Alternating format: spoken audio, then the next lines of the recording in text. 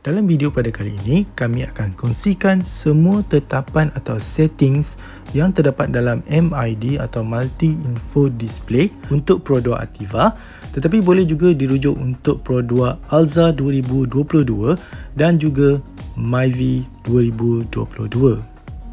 Mungkin ada sedikit perbezaan lah bergantung kepada komponen ataupun hardware yang terdapat dalam model tertentu. Contohnya macam Myvi dia tak ada full digital meter cluster kan, so mungkin design dia tak ada lah pilihan tu. Tapi dari segi software ataupun operating systemnya, ketiga-tiga model ni sama. Jadi dalam video ni kita berpandukan produk Ativa yang mempunyai 10 setting utama. Okey, untuk ubah sebarang setting, so kita hanya gunakan button navigation di sebelah kiri steering kita, atas, bawah, kanan, kiri, enter dan juga back button.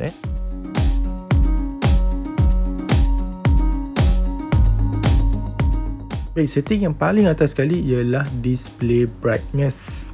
Okey, inilah setting untuk display kita sama nak lebih terang ataupun nak kurangkan terang. So ada 10 level. Anda boleh pilih level yang sesuai untuk mata anda lah. Kalau saya pilih 6 saja.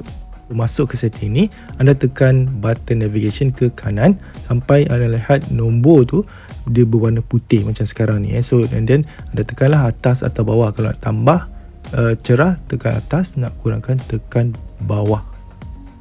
Okay, so bila anda dah confirm, tekan back button, dia masuk balik ke sana dan tinggalkan setting yang anda pilih.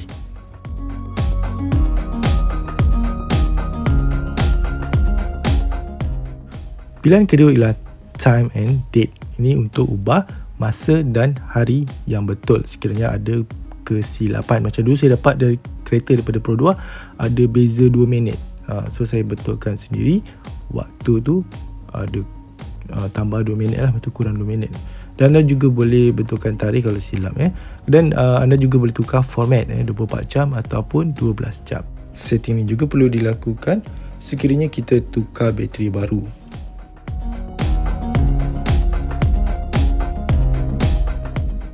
Yang seterusnya ialah design. Design ni maknanya layout instrument cluster ni lah yang digital. So setting ni terdapat dalam Ativa dan Alza varian H dan juga AV. Okay, ni kebanyakan yang paling ketara lah. Kita tengok RPM punya design lah. Okay, so ada 4 design. Cuma display nombor 2 setting nombor 2 Ativa dia macam ni. Okay, kalau nombor 2 untuk Alza dia warna lain, warna biru. Saya tunjukkan sebelum ni lah. So itu je beza, yang lain 1, 3, 4 sama.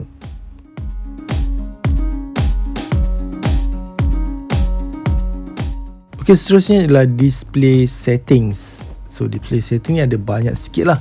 Yang pertama, eco indicator lights. Saya pernah buat video tentang eco indicator lights ni. Untuk setiap design tu dia ada berbeza dekat mana warna yang menunjukkan bahawa dia dalam eco, warna hijau. Dan kalau tak eco, macam kita bawa laju sangat kan, dia akan tukar warna merah atau orange. Option yang ada hanyalah on dengan off je. So anda tekan enter kalau anda on ataupun off. Seterusnya adalah AVG fuel reset after refuel. Okay, kalau anda nak on kan, ada tekan enter saja, ataupun off pun sama, tekan enter. So ini saya dah pernah buat video dia tentang kita nak reset AVG tu, average fuel consumption tu, berapa kilometer per liter tu kan. So kita isi minyak, kita nak tengok yang baru punya lah. Setelah kita isi minyak yang baru ni, berapakah average dia. So dia akan kosong balik secara automatik selepas kita isi minyak secara automatik. Kalau kita tak reset average fuel consumption ni, so dia akan terkumpul lah daripada isian-isian yang dulu-dulunya. Jadi AVG tu dia tak nampak banyak sangat perbezaan dia. Dia bercampur dengan isian yang sebelum ni. So kalau anda nak dia refresh setiap kali isian, so anda kena reset dia. So ini ialah secara automatik supaya kita tak terlupa lah. Nak manual boleh juga, tekan enter lama-lama pada AVG. So saya ada buat video tentang ni. Okay, trip A, reset after refuel. Yang ni pun lebih kurang macam yang atas ni, tapi untuk trip A, biasanya orang nak measure lah satu isian penuh ni ataupun isian minyak yang kita tadi isi, boleh pergi berapa kilometer. Sebab trip A ni akan menunjukkan yang sebenarnya. Sebab kalau kita isi minyak penuh, so biasa ada range kan kat atas tu kan, 400 km contohnya. Tapi itu anggaran saja. Sekarang kalau tengok trip A dah 240 km.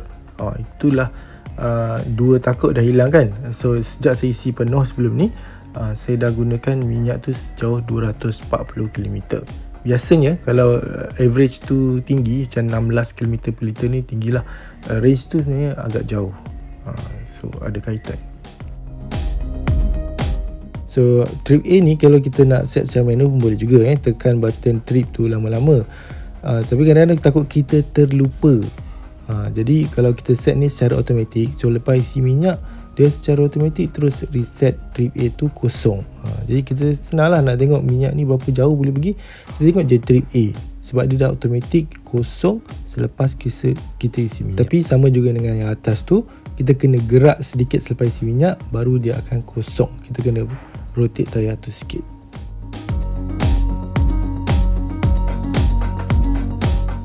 Gunaan Eco Idle Time Auto Display. Yang ni untuk Eco Idle lah. So kalau kita Eco Idle kan dekat traffic lights, kalau anda tengok kat bawah tu ada macam timing, berapa minit yang kita sedang Eco Idle. Yang itulah dia, time display tu. Kalau anda tak nak tengok benda tu, anda boleh offkan dia.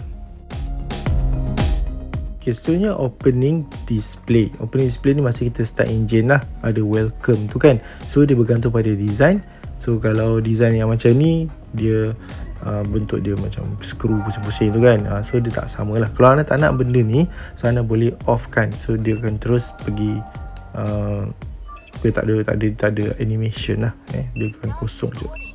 Seterusnya ialah ending display type.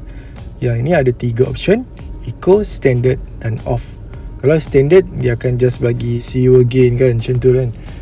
Dan dia off lah. Kalau off, langsung tak ada apa-apa. Kalau Eco, dia akan bagi result pemanduan kita tadi, score lah, daripada kita mula start engine sampai kita off engine, berapakah skor kita, berapakah penjimatan, berapa lama kita memandu, semua akan keluar lah. Seterusnya adalah steering angle. Yang ni saya selalu nampak tayar depan kita sedang belok ke kanan ke kiri ke kan. Itulah steering angle. Kalau kita tak suka tengok direction tayar tu, kita boleh offkan dia. Tapi saya rasa biar je lah on kan, senang kita nak tahu sebenarnya tayar kita tengah menghadap ke mana kan. Ok, option yang last sekali dalam display settings ialah ACC Auto Display. ACC Auto Display ni bila kita aktifkan Adaptive Cruise Control, so dia akan terus tunjukkan lane dengan distance. Walaupun sebelum tu kita tengok AVG ke, kita tengok range ke kan, so dia akan alihkan display kepada lane tu. By default dia memang on lah. Sejak kita beli kereta biasa dia dah on kan. Kecuali kalau kita tak suka macam tu, kita still nak tengok range, kita still nak tengok average kilometer per liter, so kita boleh offkan benda ni. So kalau offkan, maknanya bila kita set ACC ataupun aktifkan je ACC, dia tak akan tunjukkan lane ataupun jarak tu kan. So dia still tunjuk apa yang you tengok sebelum ni. So kalau kita nak tengok jarak dengan lane tu, kita kena pergi secara manual lah. Kita dah habis display settings, so kita balik semula kepada main options. Dan bawah display setting ialah buzzer. So buzzer ni pun ada banyak juga dia punya sub options dia. So saya mungkin tak dapat nak tunjukkan contoh untuk kesemuanya, kecuali yang penting sajalah. Jadi mungkin saya akan terangkan saja apa yang saya tahu tentang option tersebut. Secara ringkasnya, option untuk buzzer ni lah untuk meningkatkan atau menurunkan volume dan memilih jenis-jenis tone yang terdapat untuk function tertentu lah. Okay, buzzer yang pertama ialah Front Vehicle Departure Alert Volume. So yang ni ada option lah, sama ada tinggi atau rendah, 2 je, 1 atau 2. Bunyi kereta depan dah bergerak kan, so dia bunyi alert. Kalau ni saya rasa better 2 lah, kuat sikit kan. Kalau 1 pelan sangat, nanti anda tak terperasan kereta depan dah jalan. Ok, seterusnya Lane Departure Warning Buzzer Volume. Yang ni kadang-kadang orang kata terlalu mengganggu lah, sebab dia kerap akan berbunyi kalau kita tak gunakan signal. So kalau anda rasa terlalu kuat, boleh pilih nombor 1. Seterusnya ialah Turn Signal Tone Type. Ni untuk bunyi signal. So ada 3 jenis bunyi signal. yang you all boleh pilih.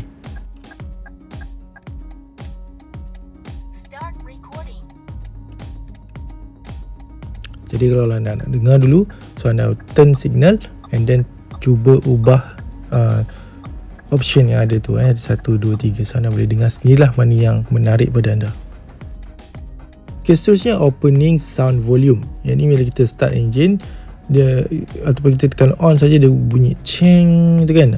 Jadi inilah option untuk pilih volume dia. Dia ada sama ada kosong, tak nak bunyi langsung, sederhana 1, ataupun paling kuat 2.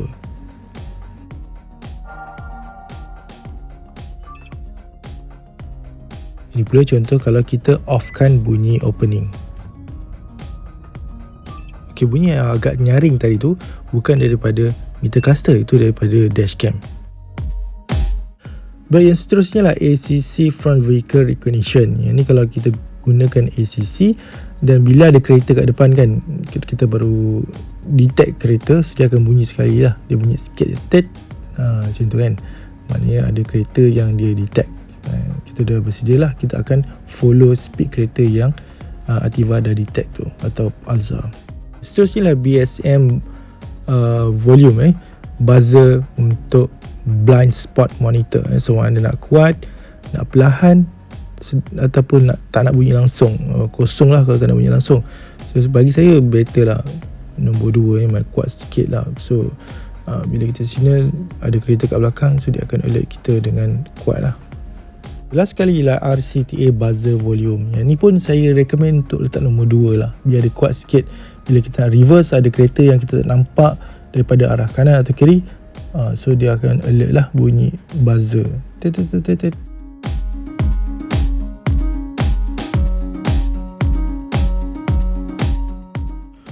seterusnya ialah notification day settings. Yang ni ialah untuk remind kita anniversary ke, birthday ke, service appointment ke, whatever lah. Ada 10 slot yang kita boleh key in dalam tu. Sampai harinya, bila kita start kereta, dia akan keluar animation lah. Kalau birthday, mungkin keluar animation berkaitan birthday. Seterusnya antara yang terpenting, iaitu vehicle settings. Untuk produk Ativa ada 5 setting dalam vehicle setting ni. Dan setiap setting tu ada sub settings yang boleh tahan banyak jugalah. Okay, yang pertama ialah front camera. Okay, yang pertama ialah front vehicle departure alert, yang mana ia akan alert kita sekiranya kenderaan hadapan dah bergerak. Contohnya macam kat traffic light ataupun dekat drive-thru. Jadi kalau anda tak nak function ni, anda boleh offkan. Okay, yang kedua ialah timing dia, front vehicle departure alert yang tadi tu, dia punya timing dia, sama ada kita nak dia alert kita awal, standard ataupun lambat, late. Dan yang seterusnya ialah pre-collision warning. Timing sama macam atas ni, dia ada 3 option, early, standard dan late. So PCW ni ialah nak alert kita yang mana objek depan ni ada potensi untuk kita langgar. Terusnya ialah lane departure warning. Timing sama juga macam tadi lah. Kalau kita pilih early, so dia tak terus bunyi lah, dia akan keluar notification ataupun icon tu dulu, senyap je sebelum dia bunyi secara standard. Okay, yang last kali ialah steering assist. So yang inilah setting kalau kita nak offkan steering assist ni. Kalau macam lane departure prevention kan, kalau kita keluar daripada lane tu, kan ada steering tu akan dia tolak balik ke tengah kan, dia akan pusing sendiri kan. Yang tu lah, kalau anda tak suka tu, anda kena matikan kat sini. Dan ini juga ada kaitan dengan lane keep assist, lane keep assist, lane keep control. So kalau kita on kan tu kan, steering akan juga pastikan kita berada di tengah-tengah lane kan. So itu pun steering assist. Kalau lane mati, dia tak akan assist kita. Okay, kita balik semula kepada vehicle setting punya main settings, iaitu BSM dengan RCTA. BSM ni ialah blind spot monitor, bukan bahagian super manusia. Dan RCTA rear cross traffic alert, yang reverse ada kereta kat belakang tu. Setting ni very straightforward, sama ada nak on-kan atau off-kan BSM dan RCTA. Okay, yang mirror indicator luminous tu ialah indikator dekat side mirror untuk blind spot monitor dan juga RCTA. Kalau dia detect ada kenderaan kat belakang so dia akan berkelip lah. So kecerahan kelipan tu dia punya setting dekat sini lah, sama ada kita nak terang ataupun sederhana terang. Ada dua je option. Kebanyakan setting-setting ni saya dah buat dah video dia, anda boleh carilah keyword dia. Kemudian kita balik semula kepada vehicle setting punya main, iaitu kita pergi pada door lock. Setting ni semua nama dia panjang-panjang sikit. So vehicle speed link door locking function. So yang ni kan biasanya kalau kita dapat kereta dia akan onkan yang ni. Ni setting ni kalau kita dah bergerak dulu dan speed tertentu baru dia lock kereta. Kalau tak, dia tak akan lock lagi. Kalau ada minat yang tu boleh pilih yang itu. Kemudian yang kedua tu shift position link door locking function. Yang ni saya suka yang ni. Kalau kita tukar gear saja daripada P nak pergi ke D kan, so dia dah lock drop. Dia akan bunyi lah central lock. Yang ni saya lebih suka lah. Kalau yang tadi tu dia bergerak baru nak lock kan, kadang-kadang sempat lagi orang nak masuk dalam kereta kita. Yang bawah sekali tu lebih kurang sama yang atas tu, tapi dia untuk unlocking. Macam kita dah sampai kan, so kita masuk ke gear P, dia akan terus lock. Tapi ada function ni yang kita tak boleh on semua. Susah lah, dia kena salah satu. Kadang kita dah on ni, yang satu lagi yang lebih kurang sama dia akan off. Contohnya unlocking when IG off, ignition engine mati, dia baru unlock. Saya suka yang ni sebenarnya. Tapi kalau kita on yang atas tadi, masuk gear P dia lock, so yang ni dia tak boleh on lah dua-dua kan. Jadi salah satu. So sebenarnya saya prefer yang ni. Saya on kan yang bila mati engine baru dia unlock. Kadang kita masuk gear P dia dah unlock pun takut juga ada orang lain ke, orang yang tadi ingin ni akan masuk kan, contohnya lah. Tapi terpulang pada anda lah, ikut kesesuaian masing-masing. Seterusnya answer back signal volume. Yang ni ialah kita punya remote lah. Kita tekan lock ke unlock kan, ada bunyi kan. So bunyi tu anda nak kuat sekuat mana kan. So ada 7 level lah. Atau kosong, tak nak bunyi langsung pun boleh. Kalau 7 ni memang kuat, satu taman akan dengar. So anda boleh adjust, cuba satu-satu mana yang lebih sesuai dengan anda. Malam tu mungkin anda tak nak anak terjaga ke kan, so anda buat kosong lah. Nak buat surprise ke kan, so kosong. Last sekali answer back signal. Anda nak signal tu hidup sekali ke tak nak? Kalau anda nak signal hidup sekali, on kan. Kalau tak nak, off kan. Kita dah habis tentang door lock. So kita tekan back. Bawah door lock ialah wiper. Yang ni saya baru je saya buat video tentang setting wiper. Pertama sekali, speed link intermittent wiper. So anda boleh tengok videonya. So anda nak on kan atau off kan. Speed link intermittent wiper ni dia ikut kelajuan kita lah. Kalau kita tak bergerak langsung 10 saat, so dia akan meningkat ikut kelajuan. Paling laju sekali 1 saat 1 watt. Shift R link rear wiper ni, kalau kita on kan benda ni, so masuk je gear reverse, dia akan wipe wiper belakang. Kita kembali semula pada vehicle settings. Ada satu lagi iaitu turn signal. 3 times flashing function ni dia merujuk kepada sequential signal tu lah.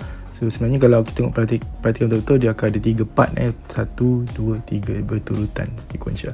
So kalau kita off kan ni, so dia akan blink secara biasa saja. Kita dah selesai semua sub settings dalam vehicle settings. So sekarang kita pergi kepada maintenance setting, iaitu all change timing notice. So kalau kita on kan ni, so kita kena set dia punya next notice timing berdasarkan mileage, kilometer. So bila yang kita nak dia remind kita, so yang per belah bawah ni biasanya 10,000 lah. Kalau kita tengok jadual Pro2 punya servis, dia biasa dia punya interval dia 10,000.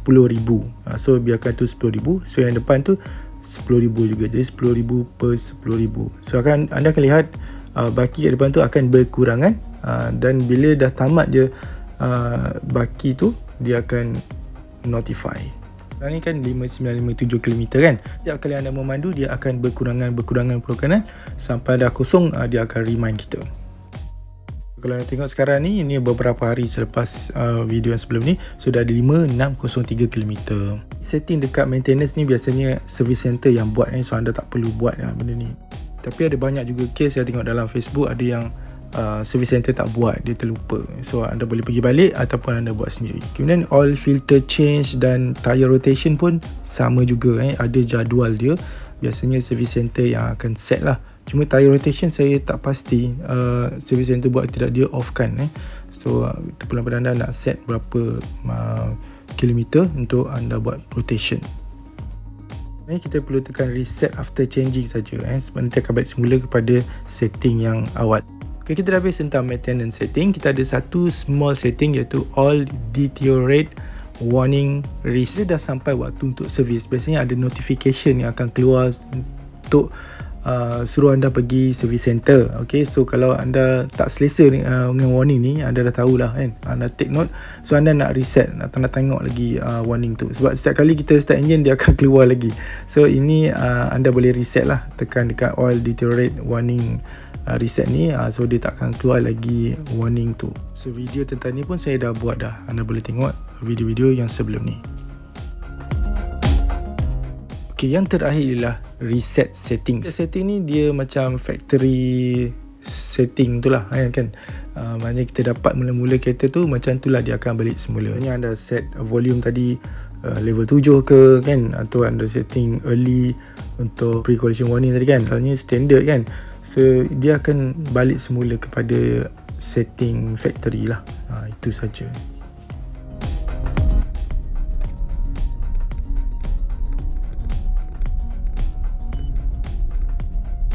Jadi itu sajalah setting yang terdapat dalam multi info display ni, IMID, untuk produk Ativa, produk Alza, Myvi. Kerana ketiga-tiga model produk ni menggunakan sistem atau operating system yang sama sebenarnya. Cuma adalah bergantung pada hardware jugalah. Sekarang Ativa tak ada kamera 360 tu, jadi tak ada settingnya lah. Macam Myvi mungkin dia tak ada sequential signal kan, so tak ada setting dalam tu. Tapi dia punya asasnya, base dia sama je. Jadi itu saja untuk video pada kali ini. Saya mohon maaf kerana video ni agak panjang sedikit. Mungkin insyaAllah saya akan buat dia punya list lah, so anda boleh klik dan terus pergi kepada function atau setting tertentu dekat ruangan description nanti. Okay, kepada anda yang belum subscribe, kami jemput anda untuk subscribe channel ni. So terima kasih kerana menonton. Hati-hati mandu. Assalamualaikum dan salam sejahtera.